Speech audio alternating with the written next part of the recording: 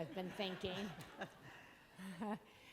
Good morning to all of you. We're really delighted to be here to have this conversation about intergenerational humanitarian work and what we can all do to seek higher ground and bring us together. You're very lucky to have two, what I call incredible architects of change. I define architects of change as people who see what is, aren't comfortable with it, want to disrupt the status quo because they imagine something better. They imagine what can be, and then they set out to do it in their own very distinct ways. Sister Joan Chittister is a great friend of mine. One of my great role models and heroes was a great friend of my mother, and I think she's one of the most influential women on the planet. She's 82 years old, has written 60 books, travels 24/7. She's leaving here to go to Greece, so I have to be on time to give 4 lectures. She's out there all the time, agitating, instigating, trying to move the Catholic Church, trying to move the social justice argument, trying to get us all to think and to imagine a better world. And she has a new book, a new book that just came out called The Time Is Now. And so we'll be talking a little bit about that. I asked her where she got all of her incredible energy from, and she said, I have no idea. So I think it comes from her passion and her purpose. Sitting right next to me is an incredible young woman who believes that media can be a force for good, that media is a platform to create change. She is also a social justice advocate on behalf of women, on behalf of health. Natasha Wong Mwunsa, is that correct? Mwunsa, yeah. And she said, make sure you get the S-A, because if you don't say the sa, it's a different tribe. So I wanted to get that absolutely right. And she is a big advocate for young people using their voices, understanding that the time is now for them to step into this space and to work across generations. So you're in for a wonderful treat, and I'm really glad that both of these extraordinary young women are here to talk with you today. So Joan, let me begin with you. Your book that's just come out said the time is now. The time is now for uncommon courage. What is it about this moment in time that is so unique and so important for us all to grab? Well, it seems to me, Maria, that we live in a time in which we congratulate ourselves for our technical development, for our global outreach, for our political philosophies, or ideologies might be closer to it, but we have lost sight of the primary concern of not just every nation, but every church and every institute and every group like yourselves, to realize that our role is to stand up and refuse the negative, to stand up and refuse the hatred and the insults and the division and what demeans us. I have taken the position that humanitarianism may be the only thing we have if we want a future, because what you do builds the bridge not just to tomorrow, away from what hasn't been done yesterday, but what you do builds a bridge to people that has no internal ideology to compete except our love for making humanity more humane. Joe, how do you define humanitarian action? And I saw Natasha nodding her head, but you also said 2 things in there. You said it's time for everybody to stand up and speak out and use their platform. Yet so many people say it's so ugly out there, it's so divisive. If you use your voice, you're going to get whacked in a way that is unimaginable. So why would you say do it anyway? And how do you define humanitarian action? Well, there are lots of nice sociological definitions of the word. They're all correct, they're all true, but they don't get to the essence. Humanitarianism, as far as I'm concerned, is maybe the best proof we have of our humanity. No other system exists in order to say, out of a decent heart, I have seen indecency invade an entire people, and I will do everything I can to stop that. That's the whole heart of the whole human, moving into the midst of the crisis and saying there is no crisis. There is simply ignorance of the humanity of the rest of humanity. Humanitarianism is indeed that essence of God's will for us. Natasha, when you hear Joan talk about all of us needing to stand up against what we perceive to be injustice, poverty, lack of humanity, does that resonate with you as a young woman? Yes, it does, very much, actually. Firstly, I am really glad to be here. It's such an honor to be able to speak on humanitarian work and the future of it as well. And coming from a young person's perspective, when, she's speaking about speaking out and speaking, your truth, for lack of a better term, and, standing out against any injustice, it reminds me of all these amazing young people that we're seeing and hearing of on TV and, on our screens, on media. We've got people like Greta, we've got people like Malala, and I think looking at them as great examples and inspirations, we get to see just how powerful one voice can be. It's one voice and speaking out and deciding to step out of the box and not just look at a situation, like she said, and leave it as it is, but wanting to change that by standing out and using your voice, what makes you uniquely you, to want to change that whole situation. So I do resonate. It's something I'm really passionate about, speaking out. So what is the one thing you want to change with your voice? What do you want your voice to stand for? So it's very hard to pick because, there's so much that would like to change with our voices. I'm sure many of us in this room can attest to that. But then for me, one of the greatest things that I would really love to change with my voice is having more and more people realize just how important it is to have young people involved and invested in when it comes to everything that we do.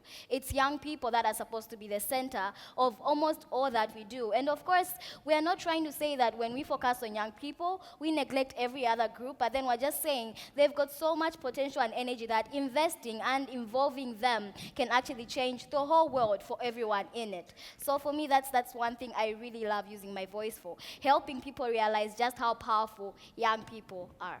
So as a young person, very often people who are perhaps Joan's age or my age think young people don't want to hear from other generations, and other generations think young people don't really understand what it takes to get stuff done. What are the misunderstandings between the generations, and how can your generation work better with Natasha's generation and vice versa?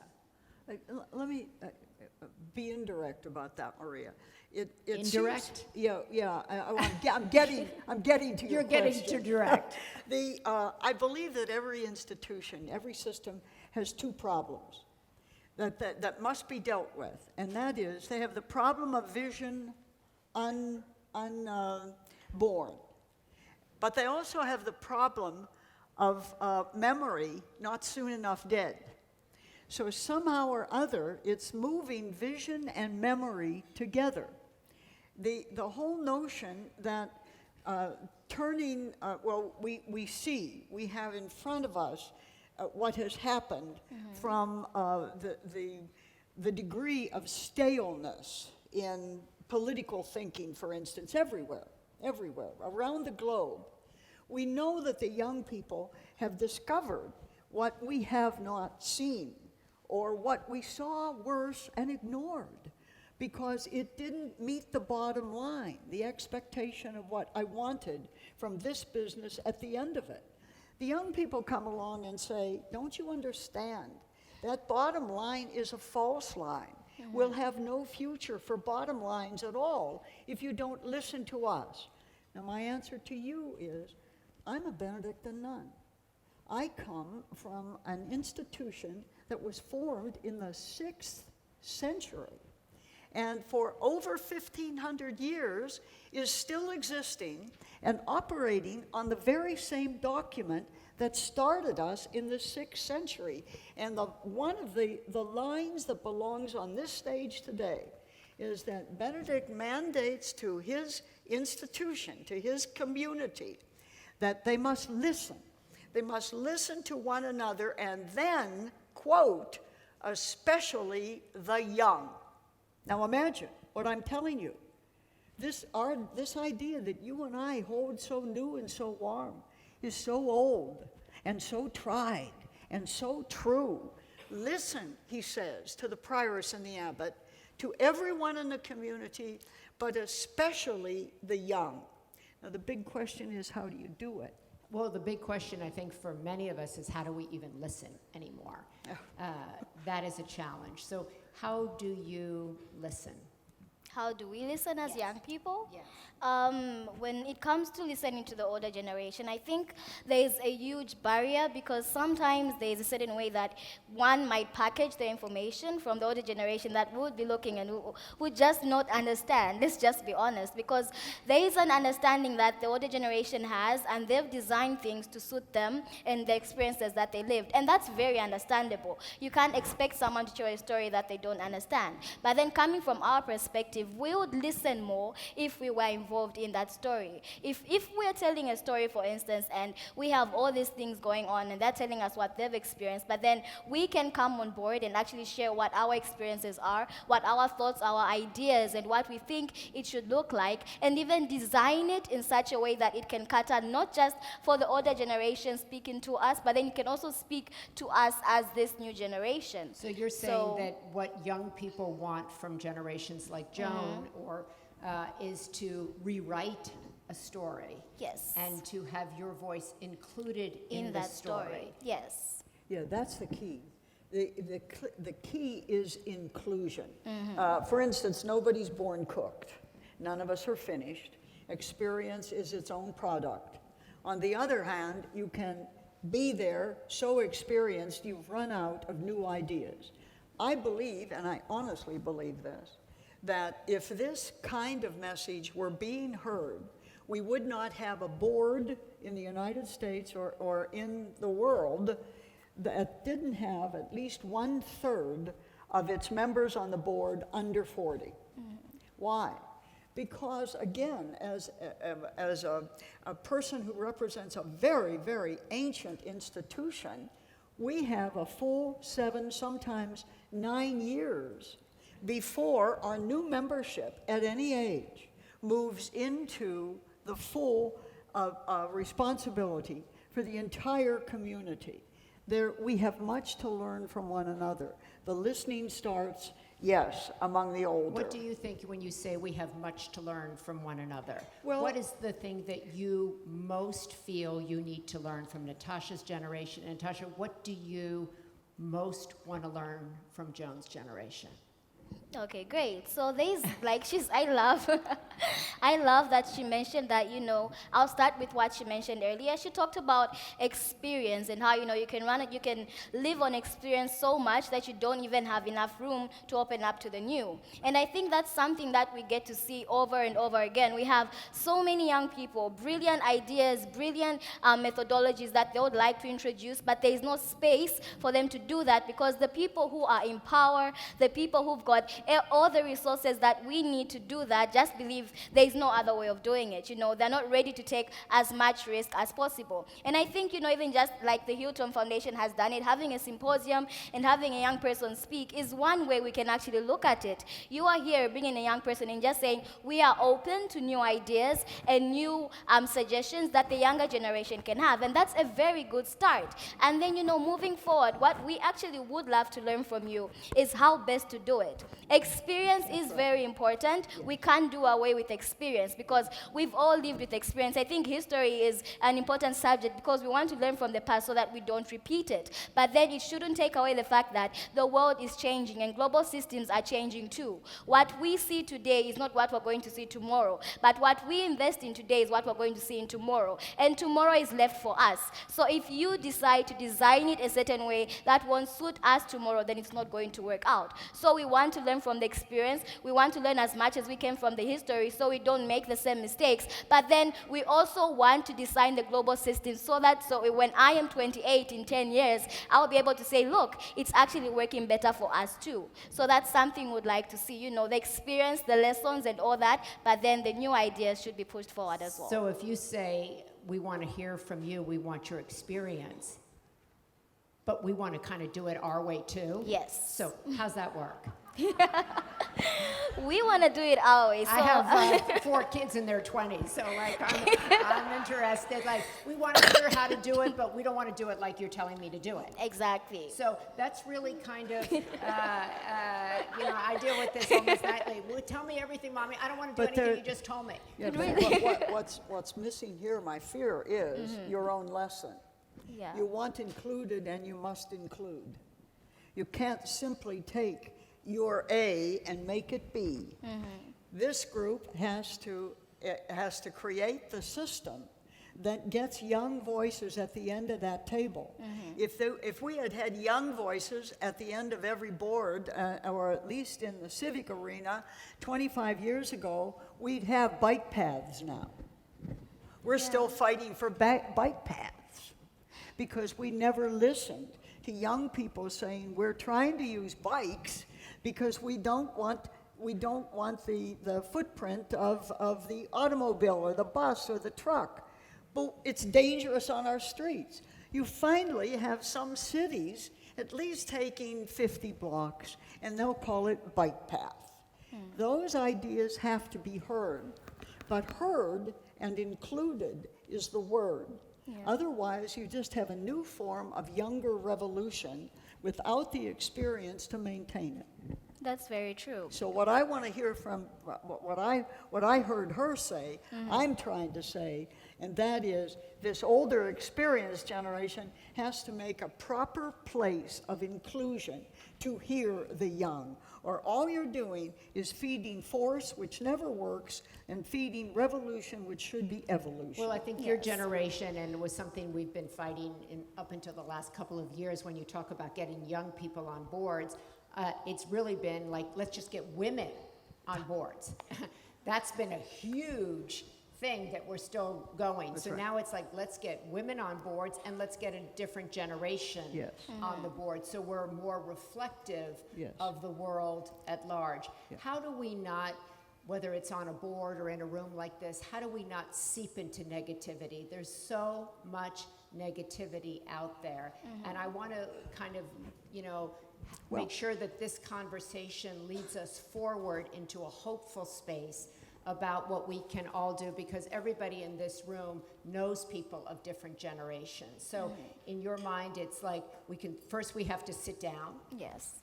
We have to listen. We have to let both generations speak.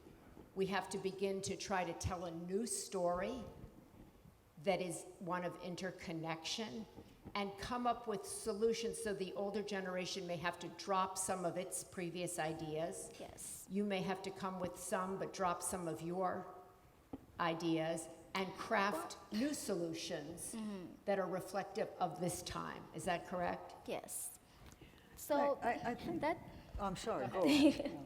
that is very true, because at the end of the day, like I mentioned, today's problems are not going to be tomorrow's problems. And so meaning that yesterday's problems have gone away, and we have to listen to what we have to say to sort of design that. And I love how, she drafted it and sort of summarized everything I say to saying you have to listen and include them. But then away from just including them, they actually have to be involved in the process of carrying it out. Because now it's not just about having the power to speak and, be heard and all that and sit back and benefit from the decisions that have been made. It's being part of the decision and carrying it out. So we have, for instance, I'm a social accountability monitor. I love everything to do with social accountability. And social accountability is basically bridging the gap between what people want and deserve in communities and what the people in charge of doing that, say, government leaders and all that, actually provide for us to do that. And so we have to come to a place where we can sit down and decide with these government leaders and say, look, this has to be invested invested towards this, and this has to be invested in this, because we feel this would be more ideal and will respond to our needs better. And other than them just doing that, it's about us also being involved in the evaluation process, in carrying it out, in all those measures that are involved in ensuring that that actually happens. So really, for young people, the best thing that we can do, honestly, is just involve them. They may not be as experienced, like she mentioned, but then they still have the new ideas that can actually cause a revolution. And the thing is, if they are not involved, if they feel unheard or silenced, that's where all this backlash comes in. That's where we become rebellious and all that. It's not that we want to be rebellious, it's just that we've tried so hard to get your attention, and we think that the best way to do it is just to do things our way, and in turn, that's called rebellion when it's not. So sometimes those are the consequences, but if we are heard, then of course there's a lot more that we can flourish in. So how do you know, how can someone of Joan's generation, my generation, explain to you that you're being heard? By doing what we say. Ah, That's the best way, honestly. We have to see it. you sound like an because- adult, right? Just do No, what I just do say what and I be say. quiet. But that's not inclusive, right? That's But not collaborative. No, it's not. So- But then right. if you, of course it's not, because if I say I want, red grape in this, and then she wants something else, if both of them have red grape, then that's not good, because you're only doing what I said. But if they have what she has and what I have, and we can see it clearly, then of course that means that I'm being included too. So you won't do everything I say, but at least the minimum and most important things I say, if they can be reflected and seen, then of course I can feel heard, and I can say, yeah, definitely we've been heard. This is where the negativity concern becomes a false concern. Negativity has nothing to do with recognition of a problem. You're hearing negativity come back at you because you have no way to know you've been heard. If you are sitting at these tables and they say, the MC says, tell us what you think are the three most pressing issues in the Hilton Foundation. We'll assume we really both know what that is. I at my age and you at yours. It's only negative if we list them, do not recognize them, and do not move forward with the strength we have. My fear is that if you concentrate on negativity, you forget that the requirement for advancement is to recognize that there is a problem. That recognition needs to bring all the voices in. All the voices matter. But I think everybody here, right, is kind of in recognition that work can be done, Yes. that there are problems around the world, problems in our own country. So we Right. start from that awareness, Yes. right? And I think, as Steve was saying, they have multiple generations in the Hilton Foundation working to try That's to right. bring different issues to the forefront. So perhaps, in this country, young people have really stood up about gun violence, right? Many young people have spoken about women's issues, and that's one of your areas, right? So, but the challenge is really, how do we, whether somebody's focused on climate change, women's issues, gun violence, how do we prioritize and work together? And it will be hard to work together if only one side thinks, we'll do it my way. Right. And you're thinking, do it my way, and if you don't do what I say, then I'm not in, and you're not hearing me. So it's really kind of almost starting, it seems to me, in a way for like, what makes you feel heard? What is the sign to you that I hear you and respect you? Because then your body temperature goes down, Yeah. and then you're like, yeah, let's work together. Because Okay. we come to the place of feeling like, wait a minute. Yeah. Well, That's the question very- is there a problem? What do you see? What do you see? What do I? Do we really have a problem? Or do we have some sort of a chimera that I think we is maybe have a false? problem hearing each other. Yeah. Exactly. Social media has exacerbated how we don't hear and how we speak to one another. So I think part of we all know we have lots of problems, but the question is, That's it. how do we solve That's it. them? And so how do we Yeah. hear each other? What is your Yes, feeling? it's very important. I like that you brought out the fact that we have to hear each other, because we won't really understand each other if we don't sit down and have such conversations. And I think that's where it all goes down to as well. Where are the intergenerational dialogues taking place from? How are we exactly ensuring that we can just have a nice conversation, talk about the issues we want to talk about, seek guidance, and then also listen to what we think should be brought up to actually bring a solution on the table. And I like that you've mentioned social media as an issue, because it also dawns down to the channels of communication that we ought to have. If social media is the big thing, and for instance, we have people, sister, do you know how to use Twitter maybe? If Yeah. I could ask. So she knows. But then, for instance, if she didn't know how But to let use me Twitter, tell you something, Matosha. yeah, I know so- how to use Twitter, and I have tweeted, and then I decided that I wasn't going to do it anymore because it simply fueled what nobody was able in that position to deal with. I don't tweet because I think I am adding to the unknown, the unrecognized, and the unfaced. So that's Wait, that's how is she she right would believe or it. is she wrong? You see, that's how she would see it, and to an extent, maybe that is what it is, because if she's tweeting about people who are, for instance, in refugee camps and have no access to such Yeah, that's information, different. and they Yeah. deserve that, Yeah. it's true that what she said is just true. But then for us as young people, Twitter is probably one of the greatest places we can actually speak out and be heard, because like she mentioned, sometimes you want to go on the street, you want to protest, you want to do this and that, but then there's so many laws and the environment is just not conducive enough for you to do that. And so we create our own space to speak out, and that's social media. So for us, this may be like a safe zone, and how we use it sometimes, of course, does go overboard, and you might think it's wrong, but then we still have the right uses for it. So I for want- us, it's still a powerful tool, but then, of course, there's still some things that you might think are not good with social No, media. I think what you just said is terrific. But what I think is missing in the Twitter conversation is the nature of conversation. Yeah, Amen. the experience of speaking out it's possible simply to fuel another fire that has absolutely no manner whatsoever, except hoping that somebody who has some power will pick it up and maybe do something. The norms of civil discourse, at least in this country, have deteriorated to such a point that it's almost impossible to hear anybody else. We have ourselves in a knot of bad communication, and unless we start there, nobody that you talk to or that you want to have hear you, you don't want the insult and the diminishment coming back. It has to stop. So does that really kind of bring us back? We've talked a little bit about media. Does that bring us back to so many of the issues that the Hilton Foundation, the people in this room want to solve, involve conversation, involve listening, involve the ability to be in civil dialogue? Yes.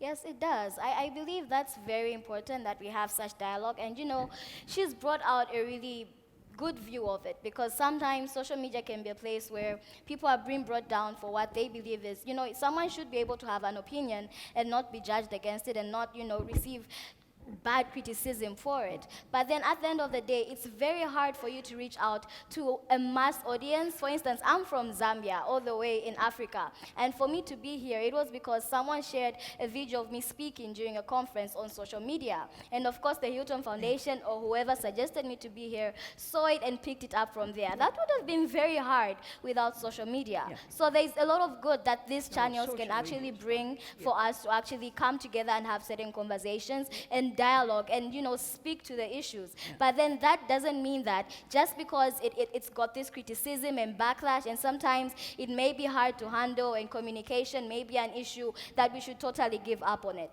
Because that is the future. That's where that's where it's leading us towards. So instead of us looking at it and giving up on it and going to the old traditional way of communicating, how do we make it better? Yeah. Yes. How exactly do we change it and use it to communicate better?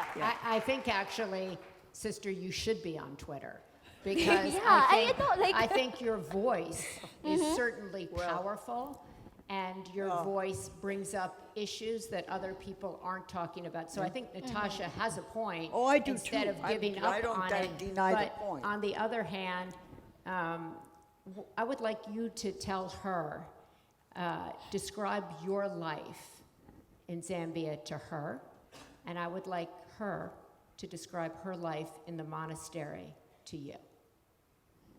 Okay, great. So, I would like to see what you have in common. can she go first? Because, she's got experience. Very nice, very respectful. Please can. go ahead. I will, sure. The structure of the monastery is, as I said before, is over 1,500 years old. And it has pillars of life, the things that we reach for when we speak to one another, live with one another, meet other people anywhere, and they are these. The notion of human community. You and I, whether we know it or not, as far as I'm concerned as a Benedictine sister, you're in my community. And I have a responsibility to stretch that community for you and you for me. Equality. This 6th century rule insisted that everybody who entered would be numbered according to the day that they entered the monastery, not according to their age. So if you were 72 years old and you entered the monastery, I would be younger than you. If I'm the 72-year-old who enters your monastery, I'm a youth. I don't have the experience of monastic life. Thirdly, this ancient rule says that with community and equality, you must bring peace. You're not here to make war, and it takes time, sometimes even to be heard, Natasha. Other people aren't ready to hear. So you just keep the education up, and someday we all sit down together and say, as we're doing today, Maria has done so well with that, what did you hear? What is the problem? What do you recognize as her concern?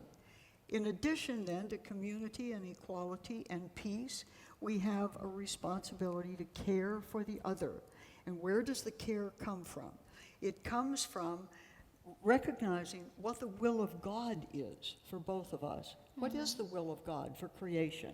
That creation thrive and that you and I come to full humanity. When I say I want to do the will of God for this organization, I want it to thrive. I want all the goodness to rise there. If there's a pocket of, quote, negativity there, it has to be recognized. What are you missing? And finally, this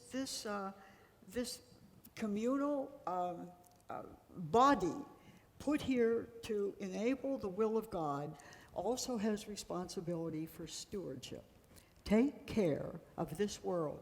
Our rule says everything in the monastery must be treated like a vessel of the altar. Now that means you don't kick doors, you don't scratch furniture, you don't drop wine on good rugs. You take care of everything. You take care of the other person. You take care of the ideas. If something's going on in Zambia, you care for that too. That's the life structure, and it's lasted a long time, so improve on it. So Wow. that was actually beautiful, and that's Very. something that can apply to any home, any person. So what did that make you feel like? And then I want you to tell her what you lived like. I do agree. That was really beautiful because it's helped me realize that there's a sense of responsibility we're all supposed to have in every environment that we come from, and we're supposed to take care of it and cherish it like it's our own. And I think even if you didn't explicitly say it, it was obvious to see that love was involved in the whole picture. Because you have to have that sense for you to actually care for other people and the surrounding around you. So for me, growing up in Zambia wasn't, okay, of course it's a very beautiful country and everything, and I'll try to list them out as well, but then really the first thing for me, what growing up in Zambia was like, it was sort of a way for you to actually face certain challenges and be able to overthrow them. For you to look at them and say, okay, there's this, and that, but then you can still do your best to actually accomplish what you want to accomplish. And then secondly, Zambia is a Christian nation, and we're proud of it. So for us, it's God first, and everyone is a Christian, of course, no matter what they do or who they are. And so we base most of our principles on the Christian faith. And so for me, growing up in a Christian home and being a Christian myself, that also brought a sense of, realizing that it's God's will over everything else. So that's something we have in common. And then the third thing about Zambia is actually quite united, and people are very supportive of the things that we all do. As long as they can hear about it and you're doing good things, for instance, like I am, they're very proud wherever they are right now. So it's a very proud country of where they come from and what they do. And then fourthly, Zambia doesn't really have an accent. That's something I've been told. We don't have an accent. Do I have an accent? Yeah, so maybe I picked it up here. I think I picked it up here. But You picked it up in Beverly Hills. Yeah. but we have an identity. It's very easy to tell. If you study Zambia and you see a Zambian next time, it will be very easy for you to tell that this is Zambian because of how we carry ourselves, because of how we walk, we talk, and the things that we say, and even how we look. And then I think my last point really would be Zambia has got this really great way of just ensuring that there's peace. We are a very peaceful nation. We have countries all around us that may be in civil war, and most of them come to our country. We've got thousands of refugees living in Zambia. That's how peaceful we are. We are very proud of our peace. So growing up in Zambia was like that. It's a very beautiful country, honestly. Would I belong there? You would fit in perfectly. Then I'm coming. You should. But you I should. think what's really interesting here is we have two women who on the outside look like they have nothing in common. But and the way they live really is nothing in common. But you have so much in common, right? The principles, even though you would love her community, it's very peaceful, it's very communal. I went there to find peace and be held by these extraordinary women. And you would go to her country and find peace and find community, and you would listen and you would be able to work together.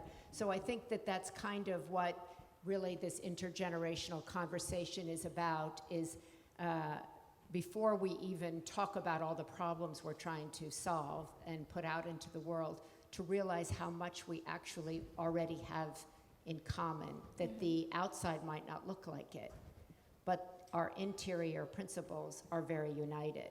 And let me just kind of finally end. I interviewed Terai like a year ago, and one of the things that she said to me in the interview that really stayed with me, and I think she said it back to you, is she said to me, "What breaks your heart?"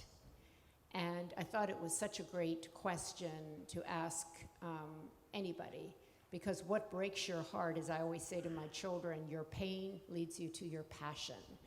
And what breaks your heart leads you forward. And so, Joan, in conclusion, what's breaking your heart right now, and what's bringing you passion? What's breaking my heart is the image of what's going on our border. I can barely stand it. I can hardly look at the news or realize whatever these people are coming from. Maybe it's too many. Maybe it's too much. Maybe it can't go on forever, but they need help. They need care.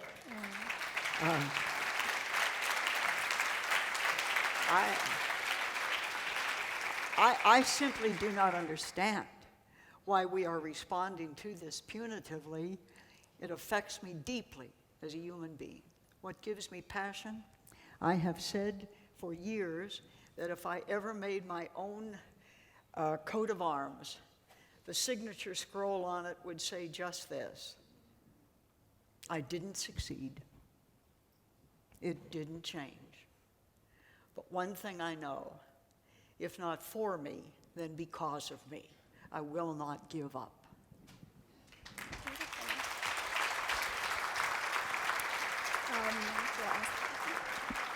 So For me, back home where I come from, it's in sub-Saharan Africa. And if you look at the records right now, you find that my country, for instance, records some of the highest cases of teenage pregnancies and child marriages and most of all the unhealthy situations that we find, be it mentally, be it physically, or any kind of health really. So for me, what breaks my heart is knowing and realizing that there are so many young people who've got so much potential, they've got so much to discover, but they can't fulfill any of that or even utilize most of that simply because they're unhealthy. And so for me, health is at the core of everything I do. Just realizing that there are people who are in conditions that they can't access proper health services or even just fulfill who they are and function well because they're unhealthy really does break my heart. And my passion comes from knowing that we can use our voices to actually change that situation, because it's this voice that can bring a healthcare center to a community, and they can utilize that and access even other sorts of developmental services that they need. It's this voice that can help this young girl realize that she's special and she still has a full life ahead of her, and that she can fulfill everything that's been inserted in her simply because she needs access to these services. So for me, that's where my passion and my voice and my drive is, as well as where my pain is, realizing that there's so many unhealthy young people out there and I can actually do something about that by using my voice. So for me, that's the center of it all, health. Do you feel heard today? I do feel heard. I think even after this, I'll be able to have more conversations with Sister and so many other people. And of course, with more engagements such as this, there's a lot more that young people can look forward to and more platforms for them to be heard and for them to speak out to. So I do feel heard. Was I heard? Did you hear me?